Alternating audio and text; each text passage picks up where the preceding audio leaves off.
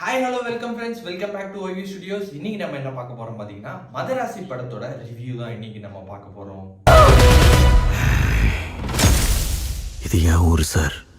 AR முருகதாஸ்க்கு ஒரு best கம்பேக்னே சொல்லலாம். அதாவது பார்த்தீங்கன்னா, முன்னாடி ஃபுல்லுமே கொஞ்சம் டவுன்ஃபாலாவே போயிட்டு இருந்தாரு. இந்த மூவி அவருக்கு ஒரு அப்லிஃப்டா இருந்திருக்குன்னே சொல்லலாம். ஒரே ஒரு ஆள் தான் அந்த கப்பை வாங்குவாங்க.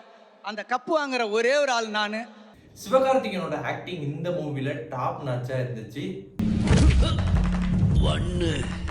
ருக்குமணியோட ஆக்டிங்கும் இந்த மூவில டாப் நாச்சா இருந்துச்சு. அனிருத்தோட மியூசிக்கும் உண்மையாவே இந்த இதுல டாப் நாச்சா இருந்துச்சு. என்னப்பா ரைம்ஸ் ஒப்பிக்கிற மாதிரி ஒப்பிச்சிட்டு இருக்கேன்னு நீங்க சொல்றீங்களா? அதெல்லாம் இல்ல. ஃபர்ஸ்ட் இதெல்லாம் சொல்லிடுவோம். அதுக்கப்புறமேல நம்ம படம் பார்த்த எக்ஸ்பீரியன்ஸ் எப்படி இருந்துச்சுங்கிறத உங்கள்கிட்ட ஷேர் பண்ணலாம் அப்படின்னு நினைச்சிட்டு இருந்தேன். ஓகே, ஃபர்ஸ்ட் ஆஃப் ஆல் நான் உள்ள போனோன்னே என்ன நினைச்சேன்னு பாத்தீங்கன்னா, ஃபர்ஸ்ட் சீன் பாத்தீங்கன்னா எனக்கு டக்குன்னு ஸ்ட்ரிங் ஆயிடுச்சு.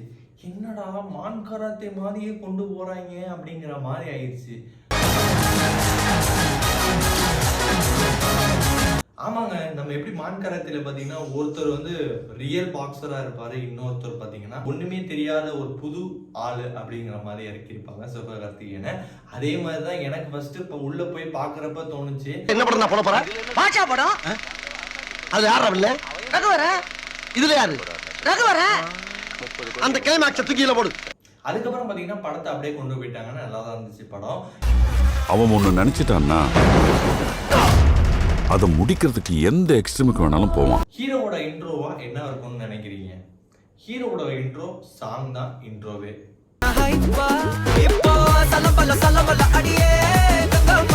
ஓவராலா சிவகார்த்திகேயனை பத்தி சொல்லி ஆகணும். இந்த படத்துல அவர் செம்மையா ஆக்ட் பண்ணியிருக்காருன்னே சொல்லலாம். முடிஞ்சா தோடுறா. ஃபர்ஸ்ட் ஆஃப் ஆல் இந்த மூவி ஏஆர் முருகதாஸ் எழுதுனது பார்த்தீங்கன்னா ஷாருக் கானுக்கு தான் எழுதினாரு. ஷாருக் கான் வச்சு தான் இந்த படத்தை எடுக்கணும் அப்படின்னு சொல்லி வச்சிருந்தாரு. அப்புறம் கொஞ்சம் பிஸி ஷெடியூல்னால ஷாருக் கான்னால பண்ண முடியாதனால சிவகார்த்திகேயன் கொண்டு வந்துட்டாங்க.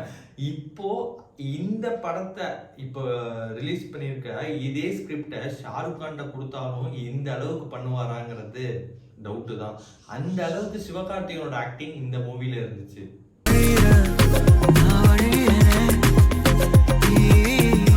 எப்படி நம்ம பிதாமகன் படம் பார்த்துருவோம், பிதாமகன்ல விக்ரமோட ஆக்டிங் எப்படி இருந்துச்சோ அதே மாதிரி பாத்தீங்கன்னா சிவகார்த்திகேயன் இந்த படத்துல ஆக்டிங் பண்ணியிருக்காரு. ஒரு மென்டல் டிசார்டர் உள்ள ஒருத்தவங்க எப்படிலாம் ரியாக்ட் பண்ணுவாங்க அப்படிங்கிற ஒரு கான்செப்டுக்குள்ள கரெக்டா ஸ்டிங்க் ஆகி கரெக்டா கொண்டு வந்திருக்காரு. அப்புறம் இந்த படத்தோட பாசிட்டிவ் என்னன்னு பாத்தீங்கன்னா ஸ்டண்ட் சீக்வன்ஸ் தாங்க சொல்லணும். ஸ்டண்ட் சீக்வன்சஸ் பிளஸ் சினிமாட்டோகிராஃபி எல்லாமே பயங்கரமா பண்ணியிருக்காங்கன்னே சொல்லலாம். ஸ்டண்ட் சீக்வன்ஸ் தான் இந்த படத்துல அதிகமாவே இருந்தது.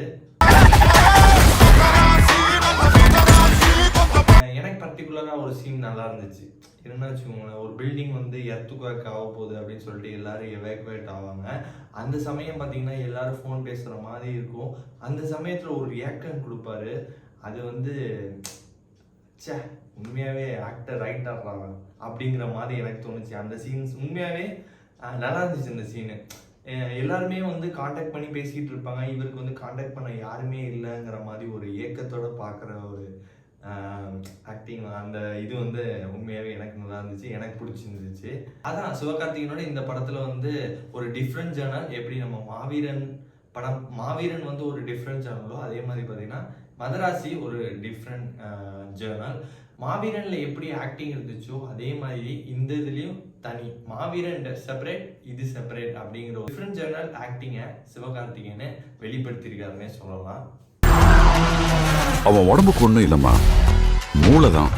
அப்புறம் இந்த படத்துல ருக்குமணியோட கேரக்டர் உண்மையாவே நல்லா இருந்துச்சு. பாக்குறப்ப அப்படியே ஒரு மெல்டிங் அப்படியே ஹார்ட்டை கொண்டு போயிட்டாங்கிற மாதிரி இருந்துச்சு ஒரு சில சீன்ஸ் தான்.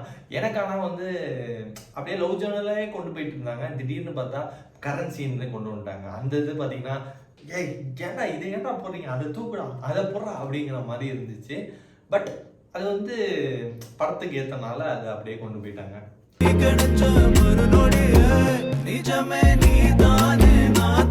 இன்னொன்று பர்டிகுலரா மெயினான ஆள் யாருன்னு பார்த்தீங்கன்னா இந்த படத்துல அனிருத்தோட பிஜிஎம்மா இருக்கட்டும் எல்லாமே டாப் நாச்சா இருந்திருக்கு. அது தியேட்டர்ல எக்ஸ்பீரியன்ஸ் பண்றப்ப உண்மையாவே செமையா இருந்துச்சு. இந்த படத்துக்கான என்னென்ன இந்த படத்தை ரிலேட்டடா வர இதுலயே பாத்தீங்கன்னா லிரிக்ஸுமே அதே வரிகள்லயே இருக்கும். கடைசியா ஒரு பாட்டு வந்துச்சு, அந்த பாட்டு வந்து ரிலீஸ் ஆயிருந்துச்சா என்னங்கிறது தெரியல. அதெல்லாம் பாத்தீங்கன்னா மற்றவங்களுக்கு உதவணும் அப்படிங்கிற மாதிரி ஒரு நான் நோட் பண்ண ஒரு லிரிக்ஸ்லாம் வந்துருந்துச்சு. அதுதான் அந்த படத்துக்கு ஏத்த மாதிரி ஒரு வரிகள்லாம் இது பண்ணியிருக்காங்க. வில்லனோட கேரக்டர் வருவோம் ஷபீர்னு சொன்னா நிறைய பேருக்கு தெரியாது. சார்பேட்டை பரம்பரை டான்சிங் க்ளோஸ்னா தெரியும். அவரை இந்த இதுல பாத்தீங்கன்னா வில்லன் கெட்டப் வந்து உண்மையாவே பயங்கரமா சுட்டு அனுப்பிச்சிங்க. அவருக்கு அந்த ஒரு லைட்னிங் எஃபெக்ட்ல அவர் நடந்து வரதா இருக்கட்டும், ஸ்லோ மோஷனா இருக்கட்டும், எல்லாமே பாத்தீங்கன்னா அட்டகாசமா இருந்துச்சு. இன்னொரு வில்லன் தான் இவர் தான் மெயின் வில்லன். ஆனா மெயின் வில்லனோட இவர் பாத்தீங்கன்னா இன்டர்வல் வரைக்குமே இவர் வந்து சாப்பிட்டாருன்னே சொல்லலாம். சபீரோட ஆக்டிங் அந்த அளவுக்கு பாத்தீங்கன்னா டாப் நாச்சா இருந்துச்சு. சொன்ன மாதிரி அந்த மாலத்திய துண்டா வெட்டி செதைச்சிருவேன். ஆக்சுவலா இன்னொரு மெயின் வில்லனு இவர் தான் மெயின் வில்லனு வித்யா ஜான்வேல். அவரோட ஆக்டிங் பாத்தீங்கன்னா இந்த இதுல செமையா இருந்துச்சு. வில்லன் திறமே வந்து ஒரு செமையா பண்ணியிருந்தாங்க. ஆக்சுவலா வந்து அவர் வந்து ஒரு அன்கான்சியஸ் மூட்ல இருந்து ஒரு ரிலீஃப் ஆகி வரப்போ பாத்தீங்கன்னா ஒரு ஃபைட் சீக்வன்ஸ்லாம் இருக்கும். அதெல்லாம் பாத்தீங்கன்னா ஸ்லோ மோஷன்ல பாக்குறப்ப செமையா இருக்காருப்பா அப்படிங்கிற மாதிரி ரசிக்கிற திறமையான வில்லன் வந்து இவர் தாங்க சொல்ல முடியும். Getting into Tamil Nadu is not easy, Chirag. ஓவராலா இந்த படம் ஃபுல்லும் பாத்தீங்கன்னா நம்ம அதிகமா சாங் கேட்குறோமோ இல்லையோ மாலதி மாலதி மாலதி அப்படிங்கிற ஒரு வாய்ஸ் கேட்டுக்கிட்டே இருந்திருப்போம். இந்த படம் ஆக்சுவலா ஓவராலா பாத்தீங்கன்னா ரகு அண்ட் மாலதியோட ஒரு லவ் ஜேர்னல் மூவி. அது எப்படி மாறுது, திசை மாறுது, அதுக்கான தீர்வு வருதா அப்படிங்கிறது தான் ஓவரால் கதை. ஆக்சுவலா நான் கதை ஃபுல்லும் எக்ஸ்போஸ் பண்ண விரும்பல. அதாவது எனக்கு நான் பார்த்த எக்ஸ்பீரியன்ஸ் வந்து உங்கள்கிட்ட வந்து ஷேர் பண்ணியிருக்கேன். ஆனா நீங்க கன்ஃபார்மா போய் படத்தை வந்து தியேட்டர்ல பார்த்து எக்ஸ்பீரியன்ஸ் பண்ற அளவுக்கு பாத்தீங்கன்னா இந்த படம் செமையா இருந்துச்சுன்னே சொல்லலாம். இந்த வீடியோ முடிச்சு இந்த வீடியோல வந்து பிடிச்சிருக்க நம்புறேன். நம்ம சேனலுக்கு யாரும் புதுசா வந்தா சப்ஸ்கிரைப் பண்ணுங்க. Tata bye bye. See you on next video.